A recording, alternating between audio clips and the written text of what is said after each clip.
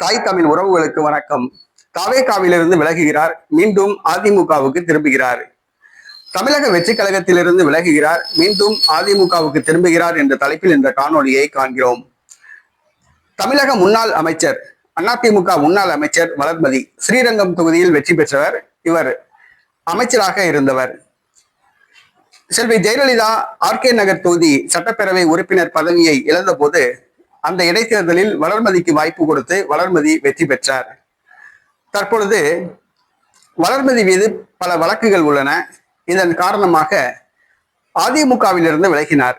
அதிமுகவில் தனக்கு எதிர்காலம் இல்லை, இனிமேல் அதிமுகவிலிருந்து பிரயோஜனம் இல்லை என்ற முடிவுக்கு வந்து அதிமுகவிலிருந்து விலகி இவர் தமிழக வெற்றி கழகத்தில் ஒரு சில நாட்களுக்கு முன்பு இணைந்தார்.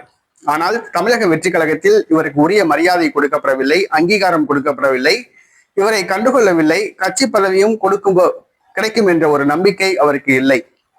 ஏதாவது உள்ளாட்சி தேர்தலிலாவது போட்டியிட வாய்ப்பு கிடைக்கும் என்று எதிர்பார்த்தார். அதுவும் கிடைக்காது என்றே தெரிகிறது. பதவிக்கு ஏன் அவசரப்படுகின்றீர்கள் என்று மேலிடத்திலிருந்து கேள்வி வந்துள்ளது. மேலும் லோக்கல் தமிழக வெற்றி கழகத்தினரும் அவரை கண்டுகொள்ளவில்லை, உதாசீனப்படுத்துகின்றனர். இதன் காரணமாக மீண்டும் அதிமுகவுக்கே செல்லலாம் என்ற மனநிலைக்கு வளர்மதி வந்துள்ளார். எடப்பாடியுடன் பேச்சுவார்த்தை நடத்துவதாக கூறப்படுகிறது. தமிழக வெற்றி கழகத்தில் இணைந்த அதிமுக முன்னாள் அமைச்சர் வளர்மதி மீண்டும் அதிமுகவுக்கு திரும்புகின்றார்.